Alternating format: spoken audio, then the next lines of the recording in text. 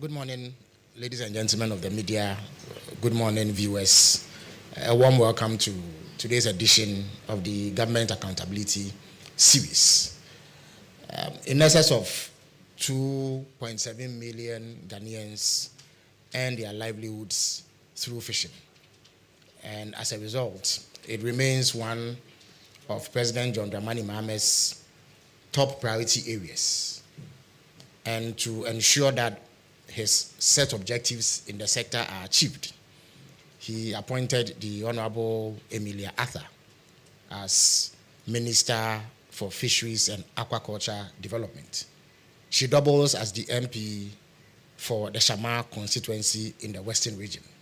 Today, she has joined us to shed light on developments in her sector and how she has set about to achieve the clear objectives outlined for her by His Excellency President John Dramani Mahama.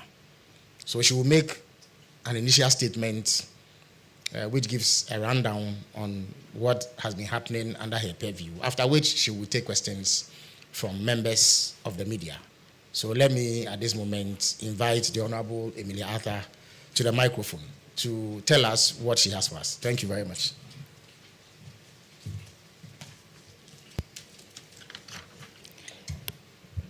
Thank you very much, Honorable Minister for Government Communication, members of the press, distinguished guests, ladies and gentlemen. It is an honor to appear and to share the outlook for the remainder of the year. Ghana's fisheries and aquaculture sector is a vital lifeline for our nation.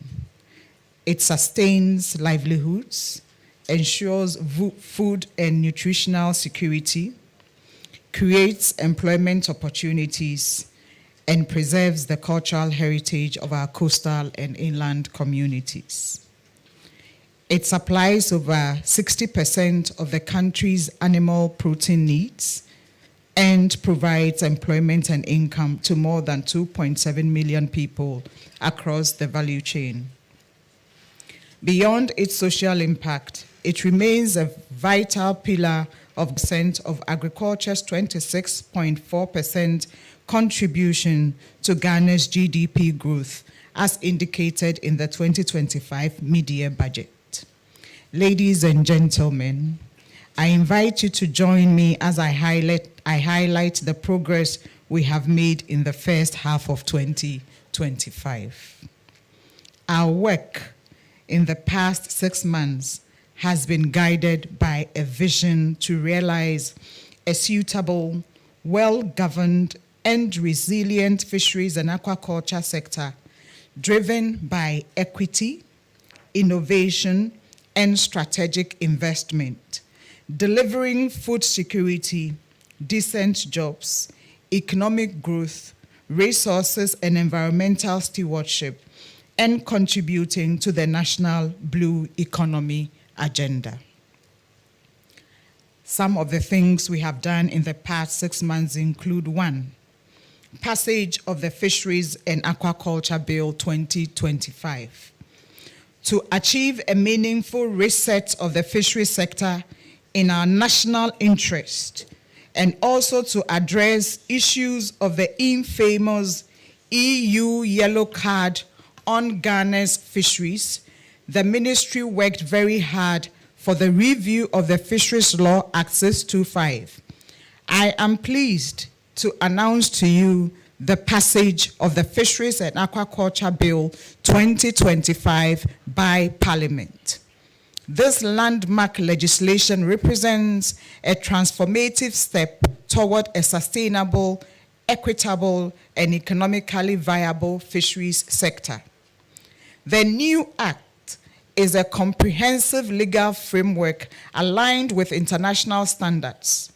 It establishes an independent fisheries commission to oversee the management, conservation, development, and sustainable use of Ghana's fisheries and aquaculture resources. By strengthening the legal and regulatory framework, the bill enhances Ghana's global credibility, especially with key export partners such as the European Union. It addresses critical compliance gaps in licensing, reporting, and enforcement, helping to avoid trade restrictions or sanctions, including potential red card penalties if we do not work to lift the EU yellow card that has been placed on Ghana since it's been 5 years now. And we have set a small window to work to lift it. Otherwise, we get into a red card status, and that works negatively in the interest of Ghana fisheries. This safeguards over $425 million in annual seafood exports and secures jobs, incomes, and national revenue. Ladies and gentlemen, importantly, the legislation introduces stricter penalties for exploited fish stocks. It also places emphasis on ensuring the safety, security, and welfare of all personnel working aboard fishing vessels. In a major gain for coastal communities and Ghana's fisheries resources, the bill expands the inshore exclusive zone to 12 nautical miles, productivity and livelihoods of over the 2.7 million Ghanaians who depend on small-scale fishing. You may recall the European Commission identified Ghana as a non-cooperating third-party country in the fight against illegal, unreported, and unregulated fishing in June 2021 and issued Ghana a yellow card in accordance with Article 32 of Council Regulation EC number 1005/2008. The issues raised by the European Commission included the expired Marine Fisheries Management Plan, transshipment at sea, inconsistencies in the existing fisheries legal framework, and deficiencies in the monitoring, control, and surveillance of fleet. The passage of the Fisheries and Aquaculture Bill is a major step in lifting the yellow card and in Ghana's fisheries reform agenda. The ministry commends Parliament for its bipartisan support and assure stakeholders of our full commitment to operationalizing the new law for the benefit of current and future generations. It is important to note that as part of His Excellency John Dramani Mahama's program to reset Ghana, this particular bill was taken under a certificate of urgency agreement on fisheries subsidies. On 9th June 2025, Ghana ratified the WTO Agreement on Fisheries Subsidies, a major step toward promoting sustainable fisheries and tackling illegal, unreported, and unregulated fishing. The agreement prohibits harmful subsidies that lead to overfishing and overcapacity, reinforcing Ghana's commitment to responsible fisheries governance. Once again, the ministry applauds Parliament on fisheries subsidies. Next, implementation of the 2025 closed season. Ladies and gentlemen, in line with our national fisheries strategy and global best practices, the ministry implemented a modified 2025 closed season to allow fish stocks to replenish as follows. Industrial trawlers. We observed a closed season for semi-industrial inshore vessels. A closed season was observed from 1st to 31st July 2025, a 1-month closed season. For artisanal canoe fishers, they were exempted from the 2025 closure, but were still required to comply with all traditional and statutory regulations. Next, establishment of Ghana's first marine protected area. In the establishment of Ghana's first marine protected area at Cape 3 Points in the Ahanta West District in the Western Region, targeted for 2026. This initiative is part of a broader national conservation strategy and is based on scientific assessments and extensive stakeholder engagement. To ensure ecological and socioeconomic benefits, consultations have been held with traditional leaders, local fishers, civil society, academia, and development partners. And some civil society organizations have taken a strong lead in this process. Also, Ghana has formally joined RAMPAO. RAMPAO is a regional body promoting sustainable marine conservation in West Africa, enhancing our access to expertise, partnerships, and strategic support in managing the marine protected area. Next. Ladies and gentlemen, in the past 6 months, the ministry has worked to strengthen a very important aspect of its work in fish health and biosecurity. Between January and June 2025, 32 fish disease mortality cases were investigated and managed. 19 officers were trained in live fish movement protocols. 56 smallholder farmers and officers were trained on biosecurity and climate change. 31 officers received advanced training in fish health.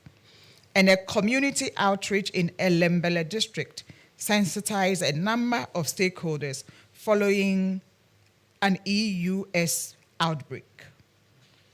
Next, aquaculture development.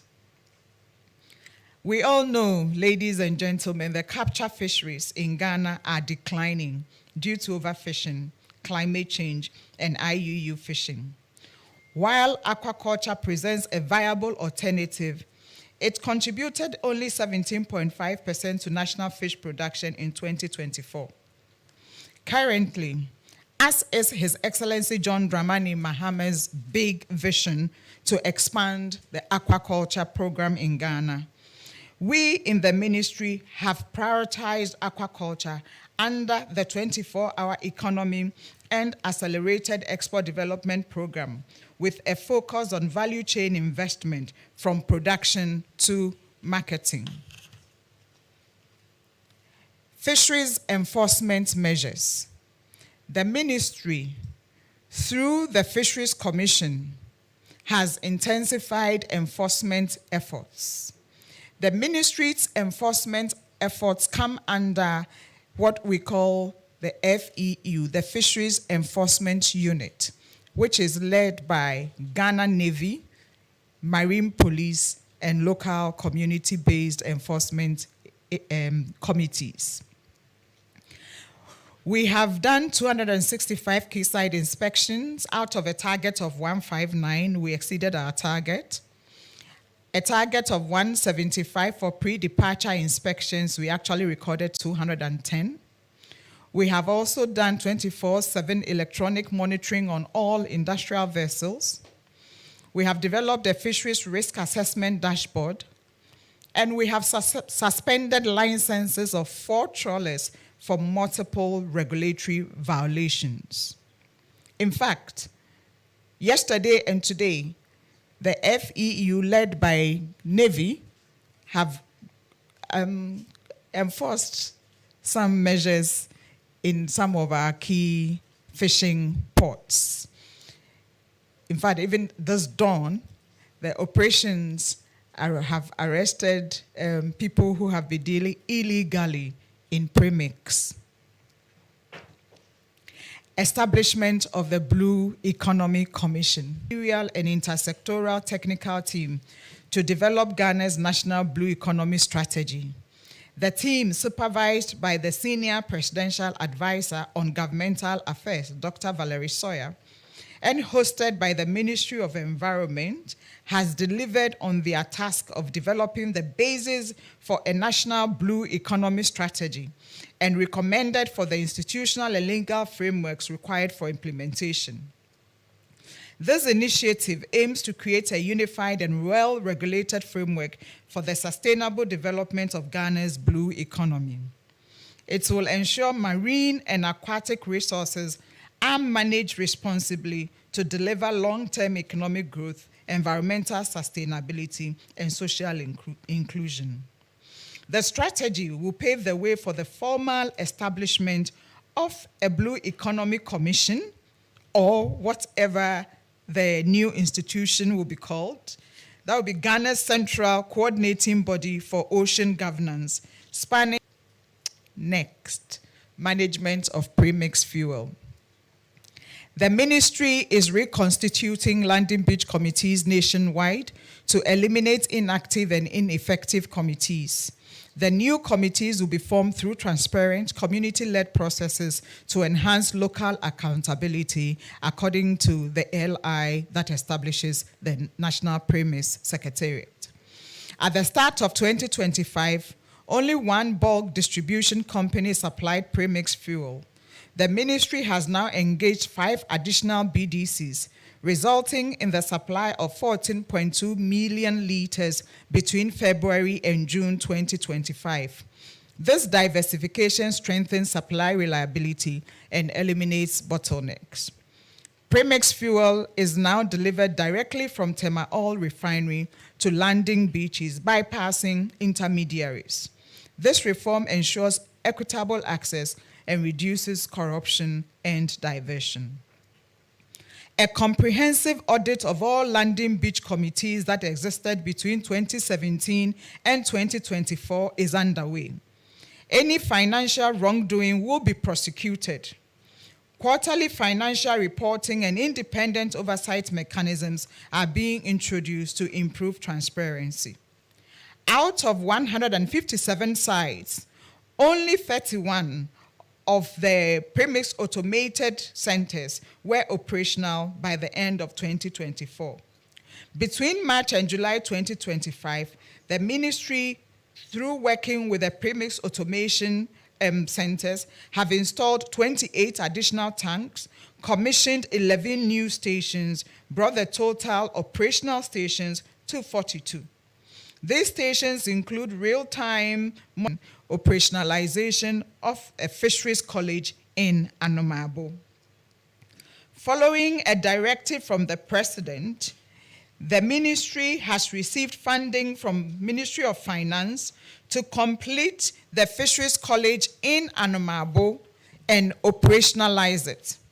Processes are underway for contractors to go back to site and work in accordance with the Public Procurement Act.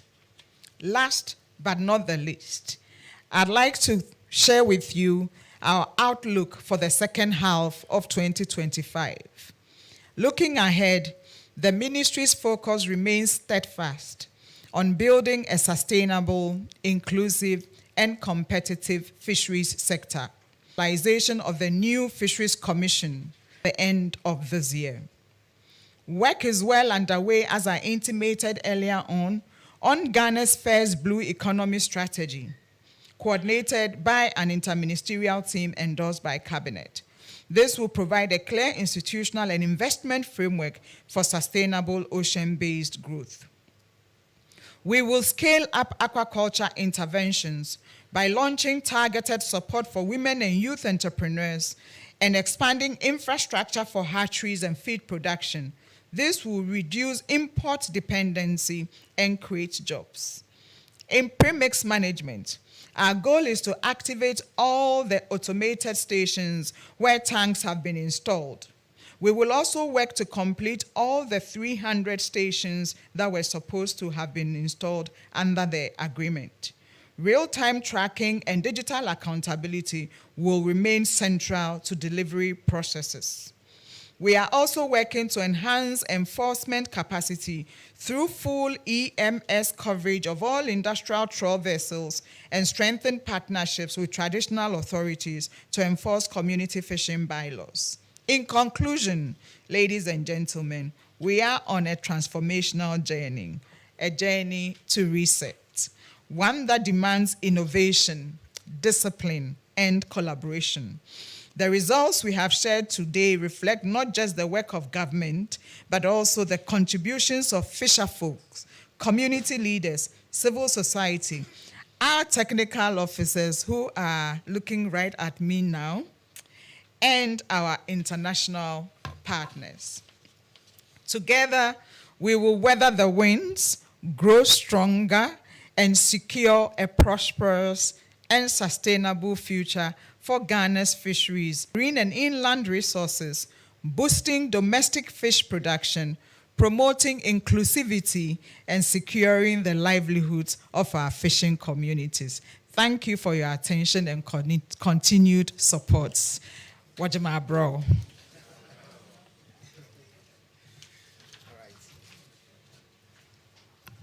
Thank you very much, Honorable Minister, for that comprehensive briefing.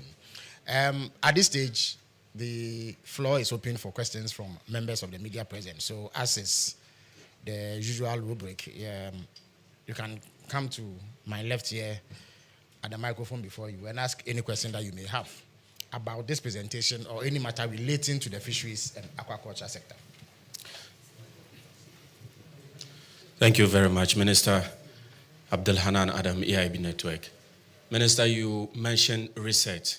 I want to find out from you whether you've taken time to study the various reports by ASEP and other independent bodies regarding how much Ghana is losing annually to the Premix fuel sector. Because if you check, the MPA in 2019 says that we lose about $200 million to fuel smuggling. And when you zoom it into the Premix sector in 2023, up until the first quarter of 2024, Ghana lost or invested about 680 million Ghana cedis to the Premix fuel sector. But much of these resources is lost due to smuggling and those who are engaged in illicit trade of this Premix or cabinet, that the secretariat be scrapped, just as ASEP and other bodies are saying or are calling for the scrapping of the Premix secretariat. Second question has to do with observation with the Ghana Fisheries Commission. Another person 2 years later also went missing, only to return dead. It's been 6 years, no compensation. The families are calling for justice. And I just want to find out whether you are in the known of this situation and what would you do? Very much. My name is Shadrach Odami Ejari, Metro TV. Mine has to do with ending illegal fishing.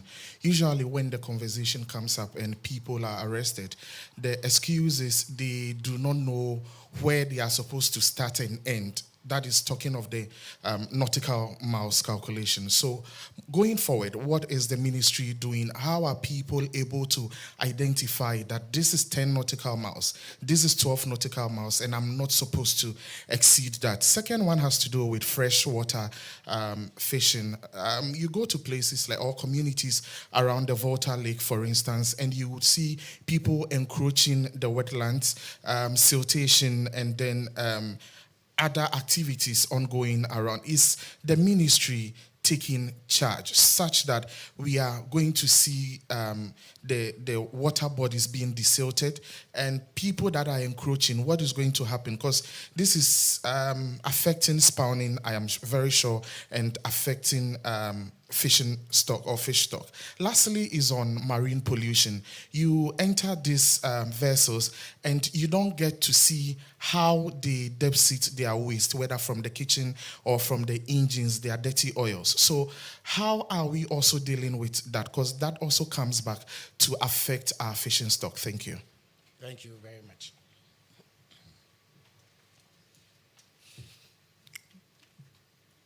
Aquaculture, Worker Media General. What's the state of the fishing harbour at Jamestown, which in September last year, that's 2024, was doing as a minister to operationalize it? Then two, successive ministers have had cause to complain about the influx of Chinese in our waters and then aided by Ghanaians. What differently are you doing to ensure we do not have these Chinese who hide behind Ghanaians who front for them to do the fishing in our waters? And they don't just do it, but they even go to the extent of catching even the fingerlings and others that affect the growth of the fish. Thank you.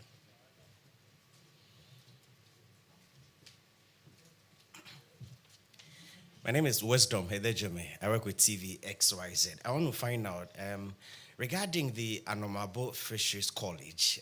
You said there's funding from the Ministry of Finance. How soon are we seeing the project start, and when are we completing so that all of these issues can be addressed? And then number two, regarding the support for young people who want to go into fishing in our various communities, how are we going to ensure fair play in this distribution process? Thank you.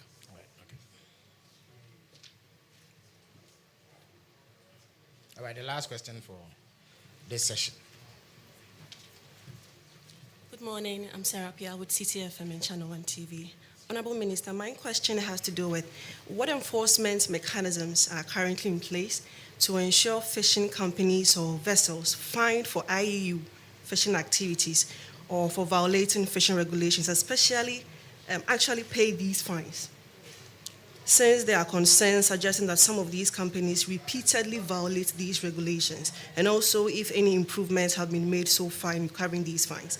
My second question is, what steps have so far been taken to recover the 53% Premix fuel profits derived from sales in the previous years? I remember you once made a commitment during your tour with the Norwegian minister at the Temakanu landing site to recover these proceeds, which are meant for developing fishing communities.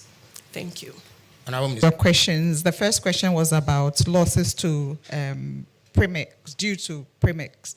I think it's important for us to understand that Premix is an intervention that is necessary for artisanal fishers. Premix is only for the 14,000, I think it's a little over 14,000 artisanal canoe fishers who go to fishing through, the canoes are propelled by outboard motors that use Premix.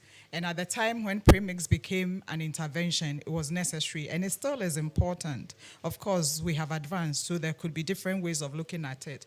But it was important, and it's still important because, as I said earlier on, 60% of Ghanaians depend on fisheries for their animal protein. We have about 3 million Ghanaians along the value chain that depend on fisheries. Now, when you take one canoe, it's owned by one person. But in one canoe, there are about 10 crew members.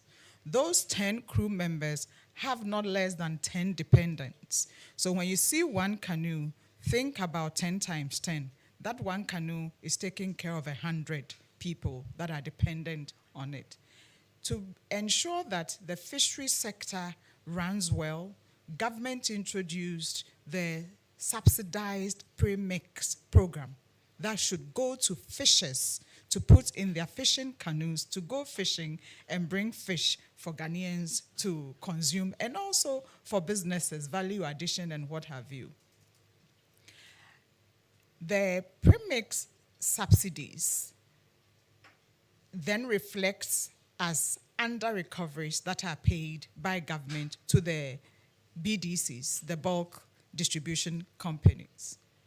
But on top of that Premix arrangement is the fact that when the landing beach committees, as have been prescribed by the LI 2233, when they sell the Premix, there's a profit margin on it. The profit margin, 47%, is supposed to go to the landing beach committees for various activities. But 53% of that profit goes for community development. In some places, it's been used to build a chips compound. In some places, the 53% profit was used to build a dining hall for the only senior secondary school in that district. In some places, it was used to buy a piece of land where a company built a school on it for the community. And my argument is that if you don't use the 53% profit to do all those things, central government will definitely have to do those things. So you are not losing, really. It balances out. The problem of the Premix sector is the illegalities. This morning, a combination of National Security and Premix Secretariat have arrested a hairdresser, a dressmaker or a hairdresser, one of those, somewhere in the OT region. And all she does is to sell Premix illegally. So when it is supplied, then they go through whatever conduits. She gets her share and she sells. She's sitting at her hairdressing or dressmaking salon and she's selling Premix. Those are the problems that we have to address. And that is what we are working at dealing with. Hence, this particular action. The other thing that we are doing, and I intimated in my speech, is the Premix automation outlets, which then has a tracking system from when it leaves from Tema to the landing beach. And the system is automated. Your canoe is registered to it. You have a card. You use the card to get your Premix fuel. So then all those excesses and all those smuggling probably will stop. The other thing is the tankers that even take the Premix from Tema Oil Refinery to the landing beach committees. Sometimes they arrive and the quantity is short. The landing beach committees raise concerns and they are threatened. If you complain, we won't bring you Premix. But the poor fisherman does not know that the power does not lie with the tanker driver to either bring Premix or not. One of the Premix coordinator, district Premix coordinator, the Premix leaves Tema Oil Refinery and goes to the landing beach committee. What is the regional Premix coordinator doing? And what is the district Premix coordinator doing? So we have eliminated all those things, but not to say that illegalities have stopped, but we are continuing. We have been asked to reset, so we are resetting. On the issue of scraping National Premix Secretariat altogether, we haven't reached there yet. But I'd like to state that there's currently some work going on by the University of Ghana Business School, and they came to discuss with us at the ministry, and we gave approval.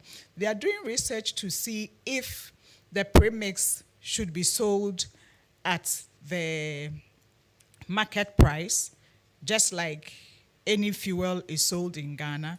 And then this came to us, we have assigned some landing beach committees for them to test. So we are waiting for the report. Thank you very much.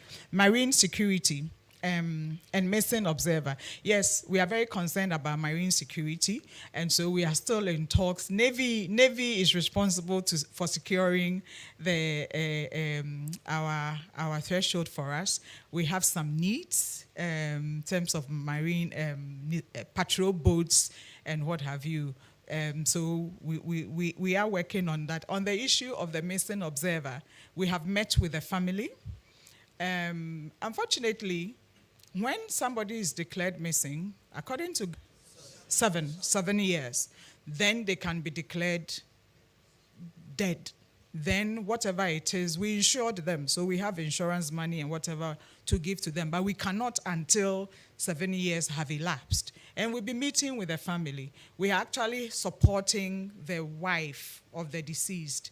But we also wanted the vessel that the observer was on, that he vanished, to be liable and bear some of the responsibility. Unfortunately, the business has folded since that incident. We are looking at the observer role again very critically. The reason why we have them on board is to observe the illegalities that go on, but sometimes they themselves also get compromised. But we are in the process of recruiting another set, so we are working on the artisanal threshold from 6 nautical miles to 12 nautical miles. And the question principally was, how do you mark, like on the streets, you have road markings to say you do left, you do right, but up there, how do you mark? I don't know if any of my technical members here know exactly how we demarcate the distances up on the sea. I will wait for that to be, the proper information to be provided. Freshwater fishing, encroaching wetlands and desilting of water bodies. Yes, that's an issue for the ministry, but you know that that's why I spoke about the blue economy, because we have to work together. It's intersectoral. Whereas I'm responsible for fish and life underwater, the water itself, the freshwater bodies, comes under somebody's, another ministry's purview. So we are working, we are developing now amongst a number of different ministries to address that issue.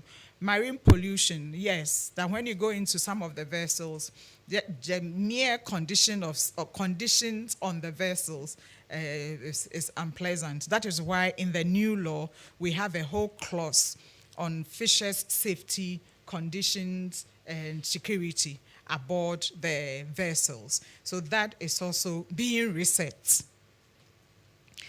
Jamestown Fishing Harbour. Just yesterday, I was in a meeting with the Minister of Transport. Cabinet has taken a decision that the two of us, because you see, the ministry is responsible for fish and everything fish, but the Ministry of Transport is responsible for the infrastructure, the harbour, the port, you know what I'm saying? So the two of us are working together to, as soon as possible, operationalize Jamestown Fishing Harbour. There are some issues. There's no water, for example. So there's water work going on now, so that we have water there. And then it's going to be a the vision for Jamestown Fishing Harbour is going to be amazing. Now, a straddle fishing harbour will work. Influx of Chinese and aided by Ghanaians. So again, in this new law, we have put in what we are calling beneficial ownership. We want to know who is really behind the thing. And that what happens is that, yes, Ghanaians take the license, but they enter into partnerships with foreign nationals because of the resource needed to actually purchase and own the vessel and run it.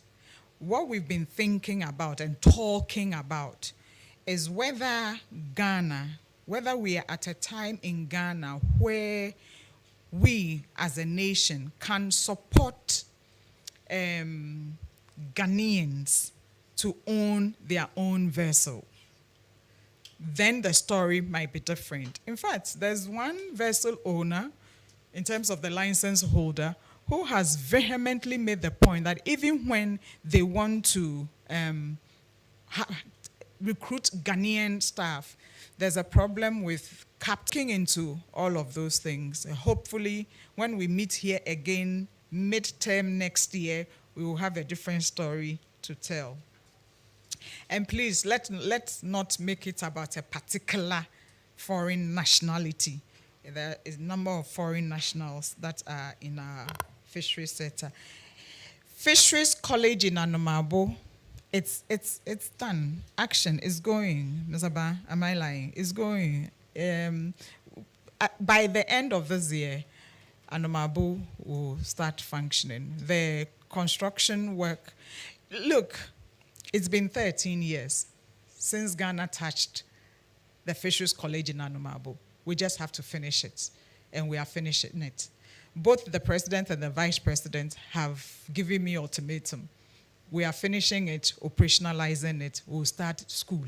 We'll go to fishery school. All of you media people should come to fishery school so you understand the sector that has massive potential for economic growth, but we don't really recognize it.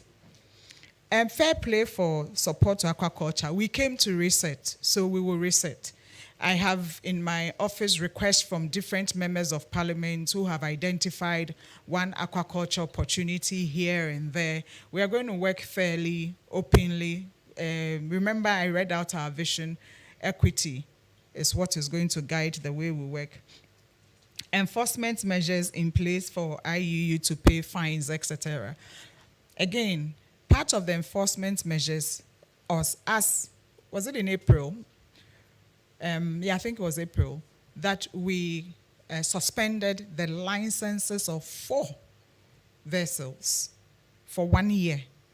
We are looking into they paying fines as well. Yesterday, when the Navy did their operation at Tema Fishing Harbour, they came across a number of trawlers whose licenses have expired. They've been given ultimatum. They are going to pay and then renew license and also pay fines for the delay. And we are working. In fact, we have one of the centers. I have written to all municipal metropolitan, municipal, and district chief executives through the Minister for Local Government. We have instructed them all to ensure that those who sold Premix in the past 8 years account for the 53% profit margin that was for the community. It is for the community, so bring it back. There is an audit, Landing Beach Committee audit also going around the country, and that is being pushed as well. In fact, some communities, some districts have already started the accountability process. In one community, the chief fisherman got the information on all premix supplies that went into that particular landing beach area, and then demanded accounts from the landing beach committee members who managed premix sales during that period, demanded the bank account statement, and realized that they took what was in it, but it was not adequate, so they are demanding more. So we are going to do that. We will ensure community development is retrieved. The people who sell the mansions and bring the money back. But it's in the same vein that we are telling the current landing beach committees that they too will render accounts, quarterly accounts, and maybe we'll take accountability series to the communities, the landing beach committees, when accounts are being rendered so that it is public. And then everybody sees that what is not yours, you don't take. It's for community development. Let's use it for that. Thank you very much.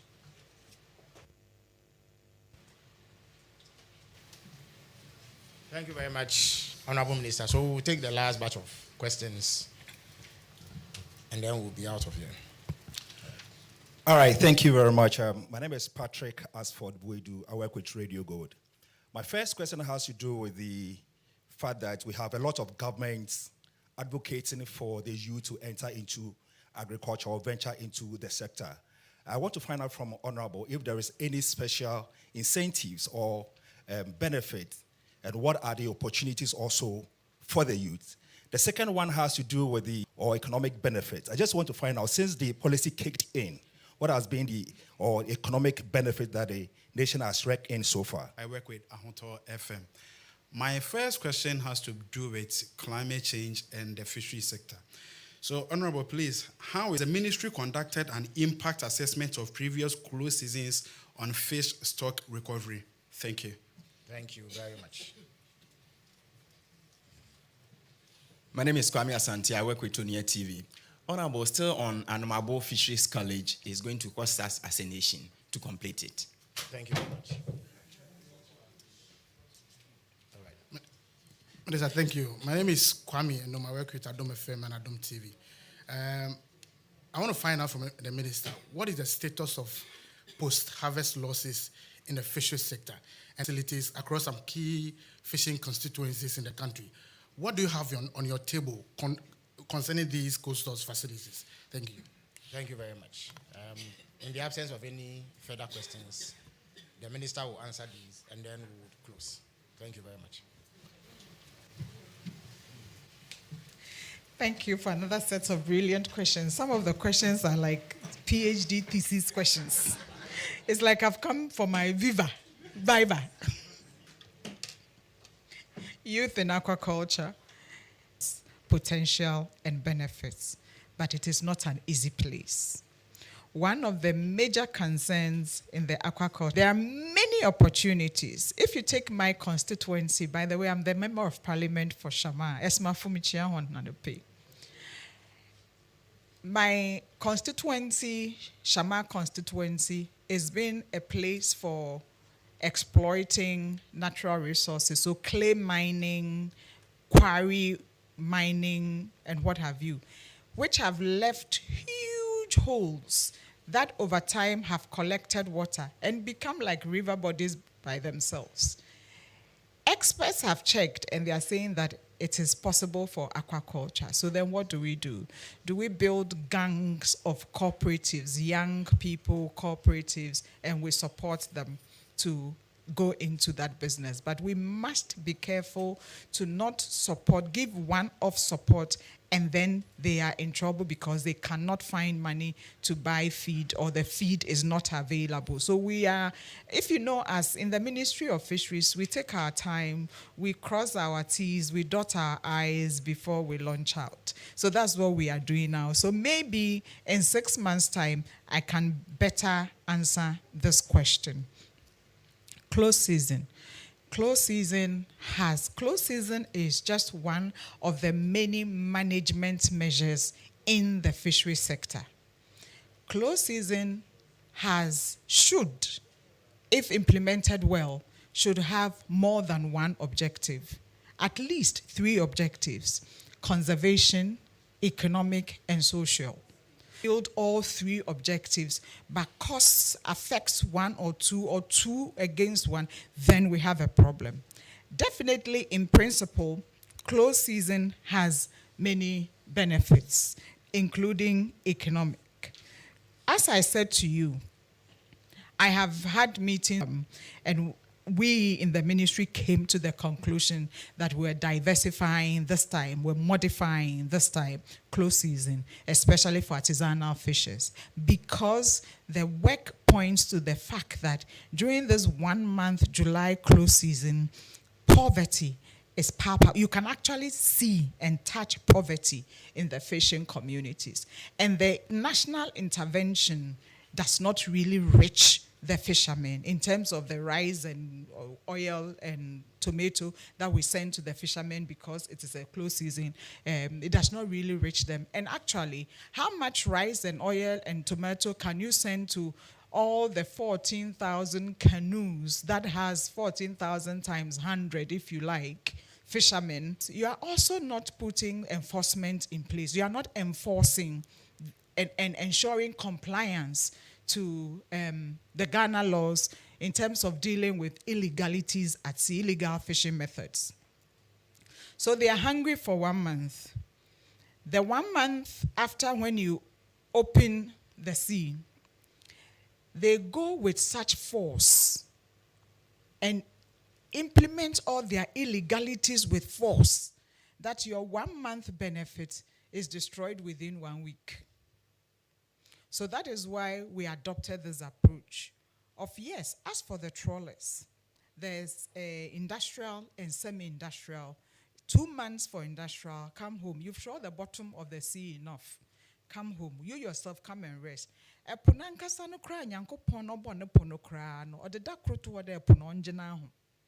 about into Jawan? So the artisanal canoe fishers, we engaged now management measure. Manananum what's a no traditional management. Ananum paying for a what I say when you most may porty. So they came out with 1 day no fishing. In most places it's Tuesday. Enforce it. Just comply. And that one is not for government to enforce, because it's a traditional arrangement. So the chief fisherman, who forms part of the traditional leadership structure, is responsible for enforcing. But because we don't respect leadership anymore in this country, they've lost their authority. That's why we worked with the Ministry of Local Government, and through MMDCs, work with chief fishermen to come out with bylaws in the district assembly, making the Tuesday traditional management measure compulsory by law, by force.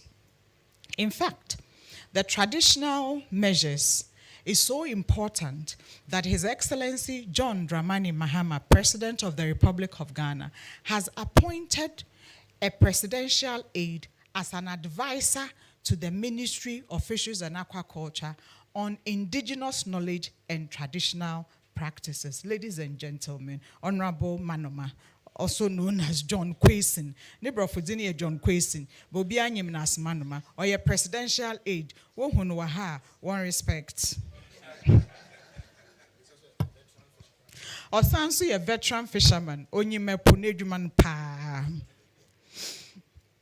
Post-harvest losses. I will invite my post-harvest losses, madam, to come and answer this question after I have dealt with Anomabo Fisheries College. Currently, And it does not even address all the problems because some of the infrastructure, of course, left over that long period is destroyed. Economy, we have received 80 million deal with the vision, the full vision of the Fisheries College that we want to see. When you go to other countries, Morocco, hey, we are capable of doing same and having even better. So we'll do it. But for now, so that we can finish the principal's accommodation, the teacher's accommodation, operationalize a canteen, get the items in, finish finishing the dormitory and what have you. Ministry of Finance has given us 80 million Ghana cedis. You can follow. The person who asked the question asked it, I'm sure, with a sense of accountability. So we'd like to know how much of your money is going into Fisheries College in Anomabo. And you can follow to see how it's being used. Cold store facilities. If you ask my team, it's a song I sing. In fact, just yesterday we were singing that song. Government has spent money and built coastal facilities all around the out of it, and there's no profit coming from those facilities to government. So we are taking stock of all of those. But we have already done that. We have taken stock of all the facilities. It's not only coastals, it's also for aquaculture hatcheries. We've taken stock of all those facilities. We are going to invite those who are operating and running them now in terms of the coastals and what have you, and we are going to enter into a new agreement. I have sought permission. There's a whole public-private partnership unit in the Ministry of Finance. We are going to look into it such that money that government has used to build infrastructure brings also some profit to the public sector. So private entities will run and manage them, but there must be some benefit sharing arrangement going on. There's a number of coastals that one particular company took, I think about 6 or so, and it's been a long period and nothing. So I have said to the person, and you don't utilize it, it depreciates. Its value depreciates. So they will pay for the depreciation and then account for profit and pay for the ministry into one gym because post-harvest losses. Can you please come and answer the question on post-harvest losses?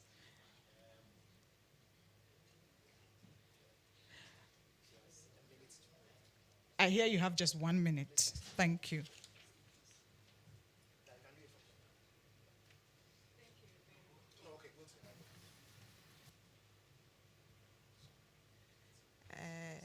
Thank you very much. The question was on the post-harvest losses. 2 years ago, there was a research done on post-harvest losses, and the research perched the figure at 22.5%. But I would just like to state that when it comes to post-harvest losses, we have 3 angles to it: the quantity loss, the nutritional loss, and the economic loss. So it's a bit complex and it's ongoing. It's something that keeps changing. Thank you very much.